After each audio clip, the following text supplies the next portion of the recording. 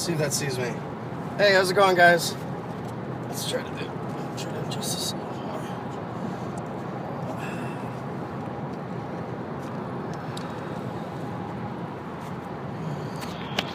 Good.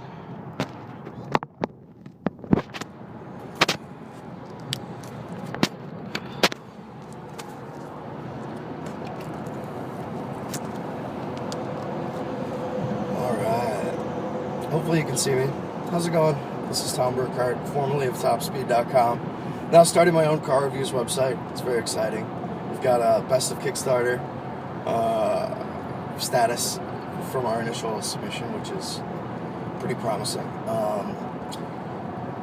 It's Saturday morning right now, so talking a little bit quieter. Excuse me. It's been a rainy couple days, rainy Halloween, and I am fortunate enough to be in the 2014 Mazda6. And we're taking a video on the highway. We're at 75 miles an hour right now.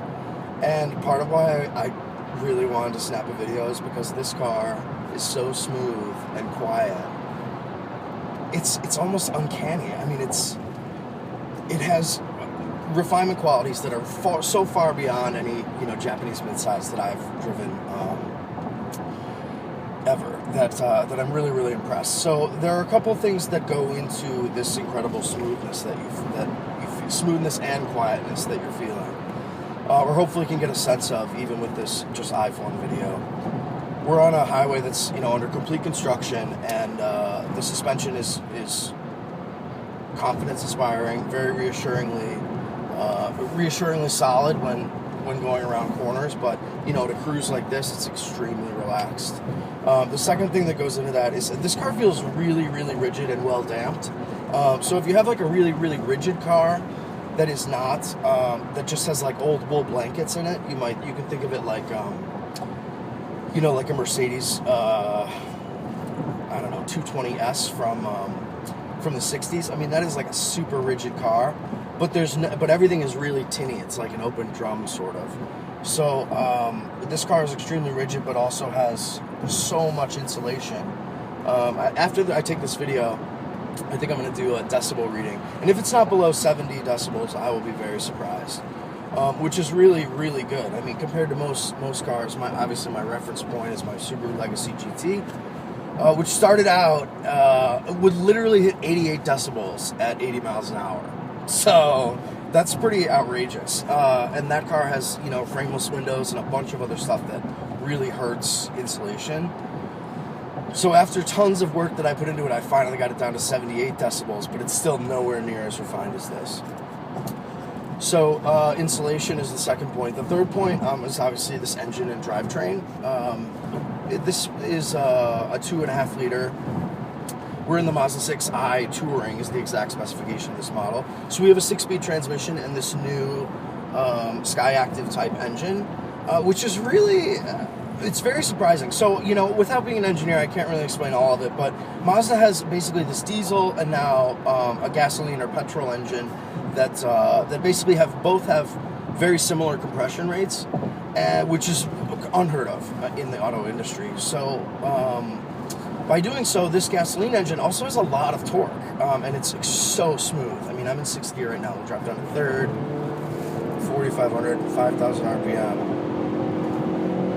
We're at 85 miles an hour as it hits 6,000 RPM. So extremely smooth, extremely torquey gasoline engine with one of the creamiest and most lovely 6-speed boxes I've ever used. But it also has a little bit lower rev line is what perhaps previous Honda drivers or really anyone who's driven a 4-banger in a while.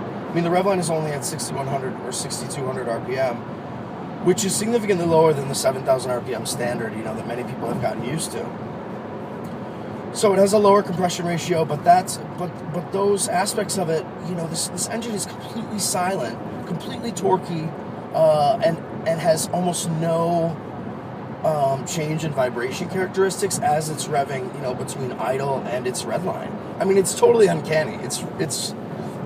I'm really impressed. Mazda obviously, are very talented engineering geniuses. So I love this car. I think it's amazing. And I don't have the exact price in front of me, but I believe this one is about $26,000 as a base price. And this is my dog in the backseat, by the way. I'm not sure you can see him. He's awesome. This is about $26,000, and for that price, I mean, this thing has awesome steering, is completely refined, has a huge back seat. I mean, I'm struggling to really compare it with the Camry at this point whatsoever, simply because it's a much more thoughtful type of automobile. You know, in terms of performance, styling on the outside, refinement and quality on the inside. I love it. So the last point that I do want to make, though, is just regarding the choice between the 6-speed manual transmission and the 6-speed automatic. And, you know, I'm kind of going through a transition period where I'm starting to warm up to automatics quite a bit more. And one thing I've noticed driving this Mazda 6 is, oh, my poor lip is cut. One thing I've noticed driving this one is that although it has the 6 gears, which makes it, you know, extremely easy to just lope along with excellent fuel economy, what I think the automatic might bring day-to-day buyers is better actual fuel economy by just sort of working so closely in tune with this Skyactiv type of management system.